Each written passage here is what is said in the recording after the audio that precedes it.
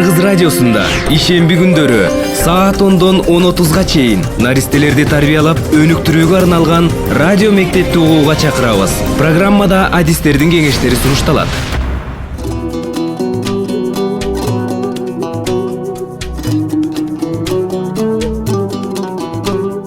Кутман күнүңүздөр менен, урматтуу радио угуучулар.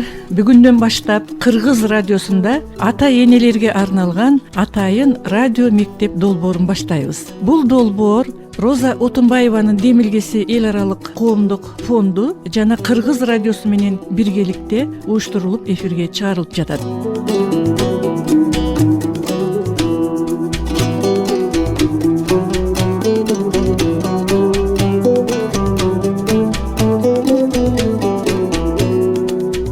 Бүгүнкү биздин алгачкы уктуруунун темасы дени сак баланы дени сак, көңүлү куунак эне гана төрөй алат деп аталат.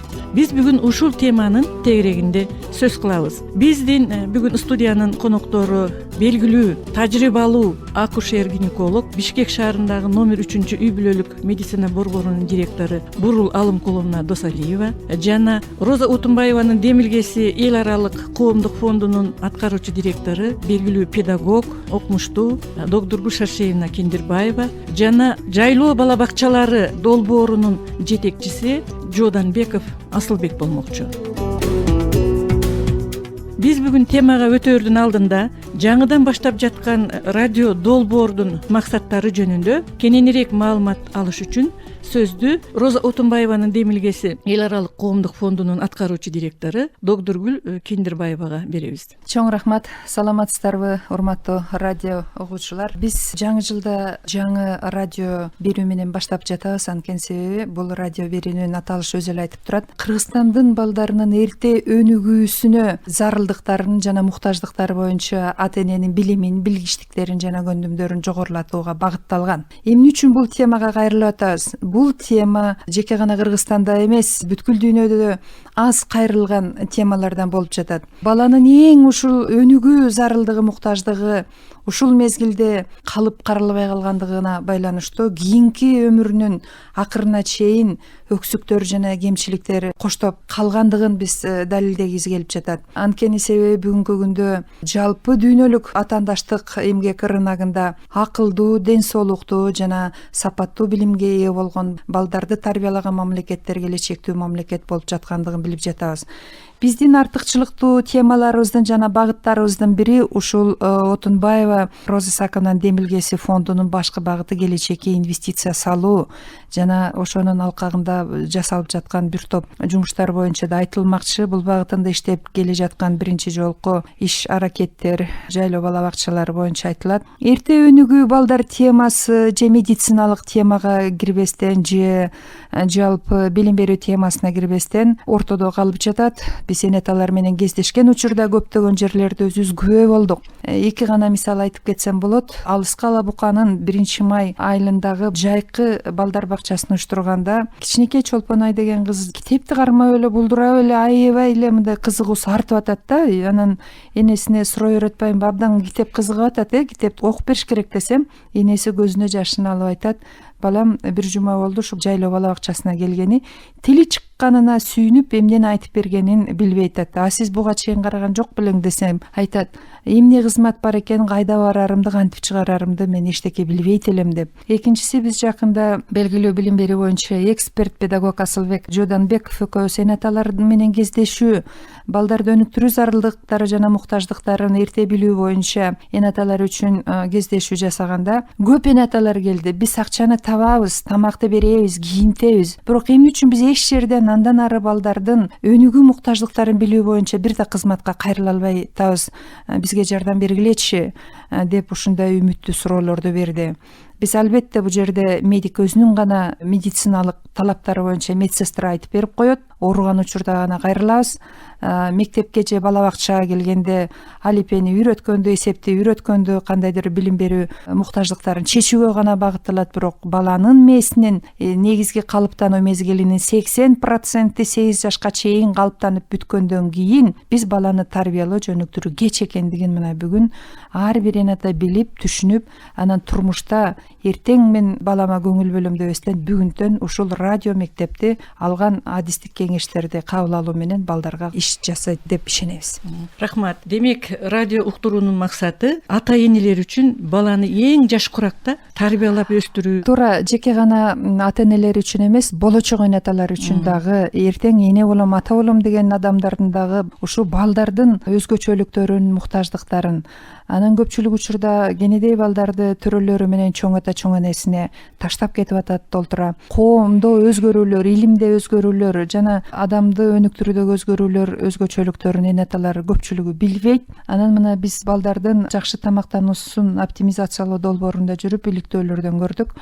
Баланын физиологиялык жактан таптакыр өнүкпөй калгандыгы, мисалы үчүн 40% эркек бала армия кызматына жарабастыгын, репродуктив органдарынын кыздардын кыйналып адистер айтып берет го, мындай маалыматтыгы жоктугун. Билим сапаты боюнча мына дүйнөлүк иликтөөлөр негизинде биздин бүткөн балдарыбыз дүйнөлүк эмгек рыногуна мындай конкуренттүү адис катары даяр эместигинин себеби, бул себеби эрте жашта баланы өнүктүрүүдөгү кетирген кемчиликтер натыйжасы болуп эсептелет. Рахмат, мен эскерте кетейин дагы бир жолу. Бул радио мектеп айына 2 жолу үзгүлтүксүз чыгып турат. Радио мектепке биз Кыргызстандагы ушул тармак боюнча белгилүү адистерди чакырып, баалуу кеп кеңештерди, маалыматтарды үзбөй берип турабыз.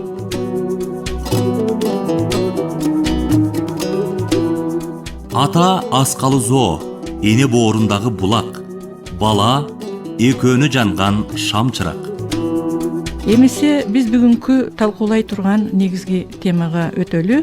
Бурул Алымкуловна, наристе жарык дүйнөгө дени сак, өнүгүүсү жакшы болуп төрөлүш үчүн, андан кийин төрөлгөндөн кийин дагы ал жакшы мындай чоңоюп, өнүгүп кетиш үчүн эненин кош бойлуу мезгили абдан мааниге ээ болот деп окумуштуулар көп далилдүү фактыларды келтирип жатышат. Сиз ушул боюнча бүгүнкү күндө өз тажрыйбаңызда кандай кырдаалдарга тушулуп жатасыз? Рахмат. Бул эми дүйнөдө үй бүлө болгондон кийин ушул үй бүлөнүн бактысы, байлыгы бул үй бүлөгө келген бала болуп эсептелет да. Байлыгы да, бактысы да ошо үй бүлөдө бала. Анан ошол баланы бул дүйнөгө алып келген келечектеги жаш эне боюна бүткөндөн баштап өзүнө кандай мамиле кылыш керек? Ушул болочок энеге айлана чөйрөсү, үй бүлөсү, деги эле ушул коом кандай мамиле кылыш керек? Бул жөнүндө өтө көп сөздөрдү айтыш керек. Себеби болочок энеге камкор мамиле көрүш керек. Себеби дени сак энеден дени сак бала төрөлөт. Баланы бойго бүткөндөн баштап мен кесипкөй болгондон кийин ошол өзүм көргөн, өзүм байкап келаткан нерселерден айтып өтөйүн. Бул медициналык жактан дагы толук көрсөтүлгөн. Бала бойго бүткөндө эненин физиологиялык, психологиялык бардык сезимдери өзгөрөт. Ал өзгөргөндө ошонун бардыгы ошо иштеги түйүлдүккө берилет. Эгер эненин дени сак болсо, эненин маанайы ачык болсо, эненин ичкен жегени таза болсо, ошол эс алуусу, жасаган иши бардыгы өзүнүн көңүлүндөгүдөй болсо, ошонун бардыгы бул түйүлдүк балага берилип турат. Эгерде эне капаланса, туура эмес тамактанса, туура эмес иштерди кылса, алардын бардыгы ошол ичтеги балага таасирин тийгизип турат. Мисалы, жаш эне, ошо болочок эне боюна болгондон баштап, боюна болгонго ошо пландаштырып аткан убактан баштап ичкилик ичимдиктерин, наркотикалык заттарды, тамеки тартууну, ушулардын бардыгынан толугу менен баш тартышы керек. Себеби булар ошол түйүлдүккө өзүнүн терс таасирин тийгизет. Негизинен ушул мен айтып өткөн заттарды пайдаланган энелерден кемакыл балдар, денеси соо эмес балдар төрөлүп калат да. Ошон үчүн эне боюна болгондон баштап туура тамактануусу болот. Эң биринчиден туура тамактануу. Туура тамактанганда бул күнүнө 2400-2700 килокалорияга чейин алыш керек да. Анын ичинде бир 100 грамм сөзсүз түрдө белок болуш керек, 350 грамм углевод болуш керек, бир 75 грамм сөзсүз бул өсүмдүк майларын алып ушундай тамактануу керек энеде. Анан уйкуну, жумушту муну дагы баягы теске салып туруш керек да. Эне 8 сааттан кем эмес убакыт укташ керек. Ошол эс алганда канча эне көп эс алса, жакшы мисалы музыкаларды укса, жакшы китептерди окуса эненин көңүлү маанайы ачык болот дагы ошол ичтеги баланын дагы өсүшүнө аябай чоң таасирин тийгизет. Эне ошол эле учурда өзүнүн денесин гигиеналык жактан таза алып жүрүш керек. Денесинде эч мындай бир кургактыкты, мисалы кээ бир энелерде болот, денелери аябай кургак болот. Ошол убактарда аларды жанакындай ар кандай кремдер менен сыйпап, мунун баардыгын эми баягы өзү көзөмөлдө турган врачтан ар бирине өзгөчө бир мамиле кылыш керек да, врачтар менен кеңешиш керек. Бул тамактануусу, эс алуусу. Дагы айта кетейин дегеним, бойго болгондон баштап ошол болочок эне сөзсүз түрдө фолий кислотасын ичиш керек. Бул фолий кислотасы мээнин өсүшүнө, жүлүндөрдүн өсүшүнө аябай жакшы профилактикалык таасирин, түйүлдүккө таасирин тийгизет. Дефекттерин жок кылып, ошо профилактикалык түрдө бир 12 жумага чейин сөзсүз түрдө фолий кислотасын ичиш керек. Анан энелер кош бойлуу болгон убакта көбүнчө гемоглобини, кан азайып кетет, аз кандуулук болот. Ошон үчүн деген тамактанганда канды көтөрө турган тамактарды көбүрөөк ичиш керек. Мисалы, уйдун этин жеш керек, уйдун тилин жеш керек. Боордо көп болот бул темирлер. Анан жашылча, витаминдүү тамактарды көп жеш керек. Мунун баардыгын кайрадан эле ошол барып өзү көзөмөлдө турган врачтар менен кеңешип, ошого жараша кылыш керек. Анан түйүлдүк бир 22-24 жумага жеткенде түйүлдүктүн баягы сөөк системасы толук калыптана баштайт да, ошол убактарда кальций ичиш керек. Аны дагы ошол дарыгерлер өздөрү беришет. 24-төн бир 27-30 жумага чейин түйүлдүктүн ичтеги баланын кан системасы толуктана баштайт дагы, энеден көбүрөөк балага кетет дагы, энеде кан аз болуп, бала эне менен тамактангандан кийин мунун баарын эске алыш керек. Темири бар тамактардан көбүрөөк жеш керек. Нурул Алымкуловна, чоң рахмат. Эми бул жерде дагы бир мындай маселе бар да, окумуштуулардын изилдөөсүнө таянсак, түйүлдүккө 14 жума болгондо түйүлдүк энесиндеги эмоционалдык, психологиялык абалдарды сезет экен. Ошолорду туят экен. Ошондуктан мен бул жерде сизге дагы бир суроо бергим келип атат. Ушу түйүлдүктүн кийин төрөлүп келечектеги өнүгүүсүнө, анын акыл эсинин өнүүсүнө, ошол кош бойлуу эненин үй бүлөдөгү абалы, үй бүлө мүчөлөрүнүн бири-бирине болгон мамилеси дагы абдан чоң таасир этет деген пикирлер айтылып жатат. Эми бул 14 жумага чейин эле эмес, ошол түйүлдүк пайда боло баштаган, пайда болгон күндө, түйүлдүк болгон күндөн баштап буга бир аяр мамиле кылыш керек да. Ал ошол түйүлдүк келечектеги биздин келечегибиз, мамлекеттин келечеги, ошол үй бүлөнүн келечеги. Ал аман эсен жакшы төрөлүп, жакшы торолуш үчүн, жана сиз айткандай, тегерегиндеги айлана чөйрөсү өтө камкор, өтө бир жакшынакай мамилелерди кылыш керек. Ошол сиз айткандай эле күйөөсү тарабынан, үй бүлөсү тарабынан, айлана чөйрөсү тарабынан жана жаман бир сөздөрдү укса, ар бир сөз баягы кулак укса курсак кайнайт деген кыргыздын деле сөзү бар да. Ошол жаман сөз угуп калса, капаланып калса, ошонун баардыгы ошол түйүлдүккө берилет. 14 жумага чейин эле ошондой ахвалдар болгондо бул бойдон түшүп калышы мүмкүн, бойдон козголушу мүмкүн. Ар бир энеде болуп турган көңүлүнө туура келбеген нерсенин баардыгы балага берилет. Ар бир нерсе бул иштеги түйүлдүккө, болочок балага таасирин берип турат. Ошон үчүн мен адис катары ошол күйөөлөрүнө, жаш келиндердин айлана чөйрөсүндөгү эне аталарына, бир туугандарына, кайын журтуна, деги эле бир ушул коомго суранчу нерсе, боюнда бар аялды көздүн карегиндей сактап, жакшынакай мамилелерди жасап туруш керек. Ал биздин келечегибизди, биздин алдыбызда күтүп аткан нерселердин баарын жасачу биздин болочок муундарды алып келе турган адамдар. Рахмат. Бул медицинада дагы биздин кыргыз элинин салт санасында дагы бул баалуулуктар болуп келген. Биз болгону эске алып аны сакташыбыз керек. Мен кийинки суроону айтып коеюнчу. Кайсы элде жүдө тутса зайыпты, ошол элдин эркегинен көрө айыпты дейт го. Анысыңарындай мына ушул КМШ өлкөлөрүнүн ичинен тилекке каршы ушул биздин кыздарыбыз эң көп миграцияга кетип атат. Орусияда мына запка көргөн учурлар бар. Ал аз келгенсип ушул биздин эркек катары айтсам, ушул эркек катарында ушул биздин өзүбүздүн жубайларыбызга, аял затына, карындаштарыбызга көп көңүл бура албай атабыз да. Ошондуктан мен ушул биздин мекендештерге, өзгөчө эркек ушул адамдарга кайрып кетет элем. Эжекелер жогоруда адистер айтып кеткендей, сөзсүз түрдө биз ушул жубайларыбызга, аял затына, апабызга, деги эле аял затына абдан бир аяр мамиле кылышыбыз керек болуп турат. Бул абдан мезгилинин талабы. Андан тышкары ушул эже абдан жакшы маанай айтып өттү, ушул маанай, аял затынын маанайы. Мына өзүңүздөр байкасаңыздар, ушул көчөдөн болуп калабы, айылдан болуп калабы, өзгөчө ушул жаш келиндердин көңүлү сус болсо жүрөк сыздайт да. Демек ушул мүмкүн болушунча ушул маанайын ачканга аракет кылышыбыз керек. Ал үчүн эмне? Ал үчүн биз ата катарында ошол жубайына жакшы эр болуунун кандай бир жакшы жолдору бар, башка элдерде кандай экен, ошол айылыбызда, кошунабызда ошол бир өрнөктүү үй бүлөлөрдүн бири бирине кылган мамилеси кандай? Биз ушул сыяктуу нерселерди биз намыстанбастан эле үйрөнүшүбүз керек да. Үй бүлөнү бекемдеп, бакубаттуу кылып, өз ара мамилелерди жакшыртуу Үйрөнүшүбүз керек. Тилекке каршы бул боюнча мектепте Асылбек мырза, мен сиздин ойду улап, сизге дагы бир суроо бергим келип атат. Сиз Жапон элинин белгилүү инсаны Масару Ибуканын «Үчтөн кийин кеч» деген абдан дүйнөгө белгилүү китебин которгонсуз. Ошол китепте дагы баланы өнүктүрүү бул негизи 3 жашка чейин ишке ашат. А 3 жаштан кийин кеч деп жазылып атат. Ушул тууралуу кичине ой бөлүшүп кетсеңиз. Бул өзү ошол 70-жылдары чыккан, ошол Масару Ибука өзүңүздөр билгендей, ошол Жапон дүйнөгө белгилүү Sony деген корпорация бар эмеспи? Мына биз магнитофондорун, ар кандай тетиктерин колдонуп калдык, мына жакшы компьютерлер бар. Тегеле койчу, бул дүйнөдөгү бир алдыңкы компания болуп келген азыркы күнгө чейин. Ушул компанияны негиздеген адам да, өзү ошол компанияны негиздегенде чөнтөгүндө $700 болгон экен да. Анан эми караңыздар, дүйнөгө айланып атат. Ал эми биздин сөз кыла турган ошол 3 жаштан кеч китебинин пайда болуусу, эмне себептен пайда болду, ошого кичине токтоло кетсек. Ал ошол экинчи дүйнөлүк согуштан кийин Жапонияда бир оор абал болгон да. Жаштар абдан агрессивдүү болгон. Көчөлөрдөгү мушташтар, бири-бирин өлтүрүү, терезелерди талкалоо, ар кандай толкундоолор ошо өзгөчө жаштардын арасында көп болуп турган да. Анан Масару Ибука ошол коомдун Жапониянын алдыңкы адиси катарында ойлонот. Эмне мунун себеби эмнеде? Эмне үчүн жаштар мындай абдан агрессивдүү болуп атат деп ойлонот. Анан ошол кездеги жаштарды изилдей баштайт.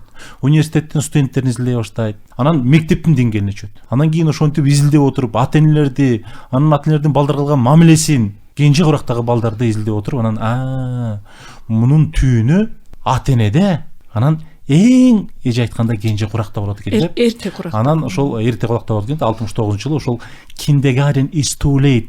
Демек, бала бакча кеч болуп калат деген түзмө түз которгондо ушундай китеп жазганда. Өзүңүздөр билгендей, ошол 3 жаштан баштап бала бакчага барат. Анан ата-энелер адатта бала бакчаны күтөт эмеспи? Мына 3кө толсун, бала бакчага беребиз дейт да. Бала бакчада тарбиялат. Демек, ошол биздин бүгүнкү күндөгү мына доктор Шашин айтып кетти, дүйнөлүк изилдөөлөр, ошол эле Хекмандын өзүнүн экономист катар изилдөөсү дагы, физиологдордуку дагы, ошол адистер дагы, гинекологдор, мына мамологдор, папологдор деген чыгып атат бүгүнкү күндө. Демек, ошол адистердин бүгүнкү күндө изилдөөсү, демек, эң кенже куракта ошол баланын дүйнө таанымы калыптана тургандыгын. Түйүлдүк мезгилинде. Түйүлдүктөн баштап, мына мисалы үчүн мына адистер аныктап чыкты, 5 айдан баштап бала угат экен. Эгерде ошол балада ата-эненин ортосунда бири-бирине абдан бир жанагындай агрессивдүү сүйлөшүү, агрессивдүү бир мамиле болсо, бала кадимки ошону сезет экен. Ал эми жанагындай классикалык музыканы угса, жагымдуу бир маанай болсо, эненин ичиндеги 5 айлык мезгилинде. Эненин мезгилинде 5 айдан балдар угатат. Анан ал айтат да, ошол китептеги белгилүү нерселерди айталы да, эң бир маанилүү берген нерсе. Ошол адатта дейт, бала дейт, ата-эне балага эксперимент кылат дейт. Бирок бул туура эмес нерсе экен.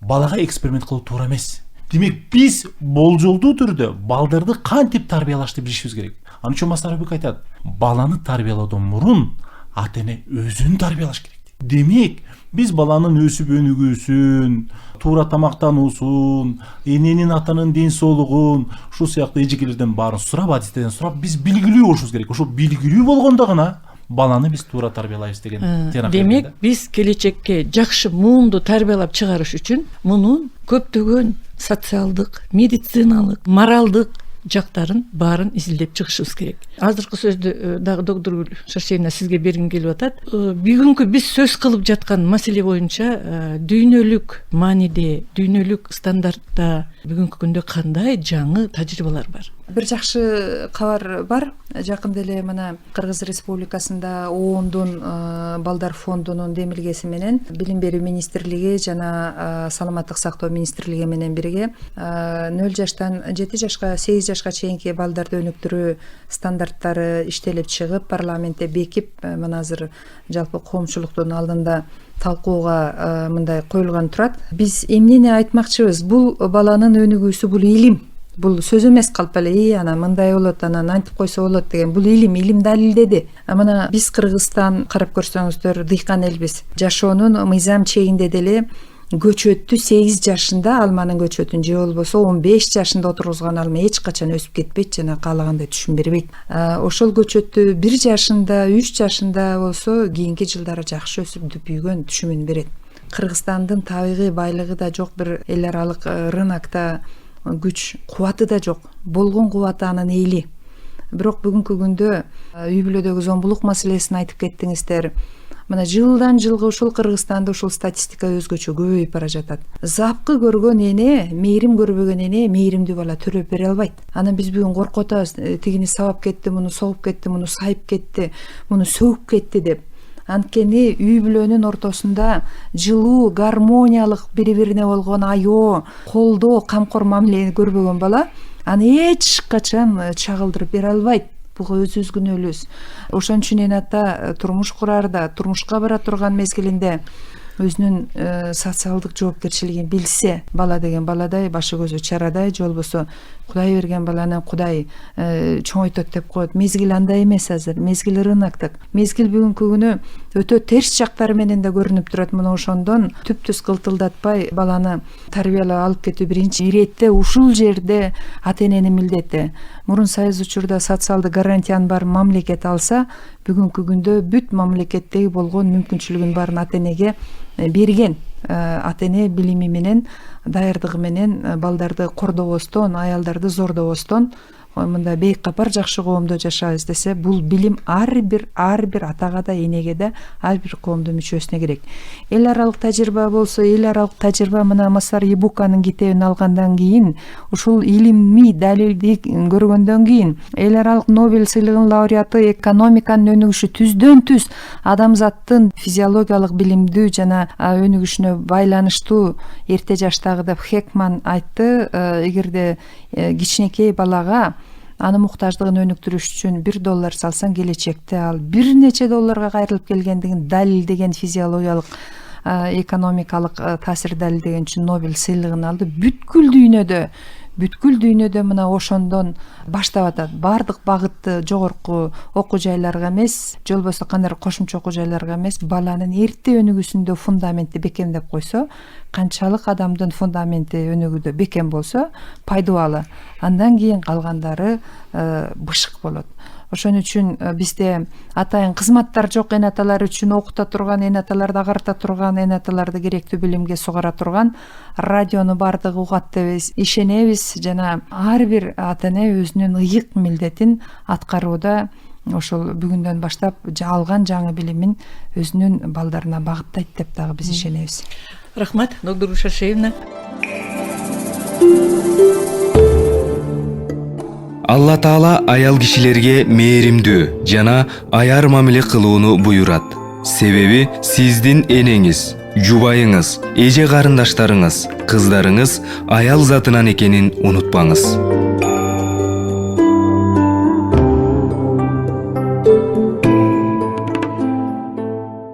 Бурул Алымкуловна, айтыңызчы, бойго бүткөн мезгилден кайсы учурда каттоого туруш керек биздин келиндер? Деги эле биздин келиндер өз убагында каттоого келишеби? Эми ушул учурдан пайдаланып мен ушул сиздин сурооңузга мындай бир жооп айтып, ушул болочок энелерге бир кайрылып өтсөм деген бир эмем бар болуп атат да. Себеби ушул болочок энелер өзү биздин кыздар деген өзүнүн болочок эне экенин билишет. Болочок энелерди тарбиялап, ошолордун ден соолугу чың болуп, анан эне болсо ошондо жанакы бизде айтылып аткан нерсенин баардыгы мен ойлойм ишке ашат эле. Анан бизде баягы кыргызчылык деген болуп атат да. Кыргызчылык деген көп жерде бир аябай чоң бир себептер болуп кетет да. Турмушка чыгат, боюна болот, жүрө беришет. Ошол болочок эне боюна болгонго чейин, ошол түйүлдүктү пайда кылганга чейин өзүнүн ден соолугун караса, пландаштырса дейбиз да, ошол Мына сиздерге ошо каттоого келишет да боюнда болгондо. Ошондо кечигип келгендер болот. Азыр көбүнчө эненин оорусу менен келип атышат да, бөйрөк оорулар көбөйдү энеде. Кан басымы көтөрүлгөн энелер көбөйдү. Анан алардан деген сөз жок, дени сак эмес, жанакындай оорулуу балдар төрөлүп атат. Ошон үчүн эне болгонго чейин ошону пландаштырыш керек да. Пландаштырганга жалгыз эле аял милдеттүү эмес. Ошол кишинин күйөөсү, ата эне ошону күтүп атат да, бир балалуу бололу деп. Ошол чөйрө кам көрүш керек. Ата эне айтыш керек, ошол түшүнбөй атса. Анан кээ бир учурларда бизге деген бир 30-32 жума болгондо келишет да, мен мына боюмда бар, каалайсыңбы, каалабайсыңбы, биз аны алабыз. көзөмөлгө алабыз, бирок ошол энени, ошол баланы биз дагы мондай бир текшерип, бир эмеден өткөргөнгө үлгүрбөй калабыз да. Анан ушул учурдан мен айтат элем, эрте көзөмөлгө турушса 12 жумага чейин жана мен жогоруда айтып өткөн профилактикалык иштердин баарын жүргүзөт элек. Анан алар 12 жумадан өтүп кеткенден келгенде биз кечигип калып атабыз да, көп нерселерди ошо профилактика кылып алдын ала албай калып атабыз. Анан эрте көзөмөлгө келсе, эрте пландаштырса, анан биз айтып аткан жана максаттарга жетет. Эми Кыргызда деген жанакындай бир үй бүлө куруп атканда өкүл атам, өз атам, анан өркүндөй берсин, жана башкача кылып айткан сөздөр бар го, ошонусу кандай? Бул жерде ошолордун да кеңеш бере турган. Мисалы, жаш келин деген кээде кайненесине кайрыла албайт. Кайненесине эми азыркылар кайненелер өздөрү көп камкордук көрөт. Мен ушу абдан бир ушундай кубануу менен кабыл алып жүрөм да. Мына биздин убактарда кайнене биздин боюбузда барбы, жокпу, качан төрөйбүз, качан пландаштырабыз иши болгон эмес. Азыркы кайнене ушу келинди момунтип бөпөлөп алып келген кайненелер бар. Кубанасың, биздин коом, биздин эл ошондой бир даражага жетип атканына. Анан бул жерде ошо бекеринен жанагы эми бул законго эчтеке кирбейт го, бирок Кыргыздын өкүл апа шайлап атпайбы? Эң жакын адамдар ошолорда болуш керек. Камкордукту ошолор да көрүш керек. Ата-энеден кем эмес, ата-энеде эле камкордукту көрүш керек. Бул үчүн демек бир толугу менен коом камкордук көрүшүбүз керек да. Ошо биздин келечегибиз, биздин болочогубуз үчүн камкордукту жакшылап, баарлап көрсөк, максатыбызга жетет элек. Рахмат Бурулган кулумна. Баланы тарбиялоо ташты кемиргенге тете. Демек, биз бүгүнкү сиздер менен талкууга алган теманы жыйынтыктай кетсек, биз коомго жакшы муунду тарбиялап беребиз десек, дени сак, акыл эстүү перзентке ээ болобуз десек, биз кош бойлуу эненин саламаттыгына кам көрүшүбүз керек. Анын эмоционалдык абалынын, психологиялык абалынын ушундай бир жайдары, маанайынын ачык болгонуна аны тегеректеп турган үй бүлөсү, жакындары кам көрүш керек. Андан тышкары биз ошол баланын ошо түйүлдүк мезгилинен баштап кандай абалда болушу, кандай үй бүлөгө бала жаралып жатканын, келип жатканын түйүлдүк сезерин ар бир ата-эне билиш керек. Бул жерде биздин эксперттер айткандай, биринчи кезектеги жоопкерчилик ата-энеде. Ата-эне ошо түйүлдүк жаралганга чейин ата-энелик жоопкерчиликке алар дайым болуш керек. Анан ошол эле жерде коомчулук, ошол эле мамлекет, мына ушулардын баары биргеликте биз ошо келе жаткан, төрөлө турган муунга, перзентке жалпы камкордук мамиле кылсак, биз өзүбүз ойлогондой мамлекетибизди өнүктүрө турган, коомду жакшырта турган, өзүбүздүн бакубат жашообузду камсыз кыла турган балдарга ээ болобуз. Ушун менен биз бүгүнкү кош бойлуу эненин саламаттыгы, анын абалы дени сак баланы төрөлүшүн шарттайт деген теманын тегерегиндеги талкуулоону аяктадык. Бүгүнкү биздин берүүнүн катышуучулары белгилүү акушер-гинеколог Бурул Алымкуловна Досалиева эже болду, белгилүү педагог Роза Отунбаеванын демилгеси эл аралык коомдук фондунун аткаруучу директору Кендербаева Докдургүл Шашевна жана белгилүү педагог Асылбек Жоданбеков болду. Бүгүнкү берүүнү алып барган мен Топчугүл Шайдуллаева, режиссеру Жыргал Аманова. Саламатта калыңыздар.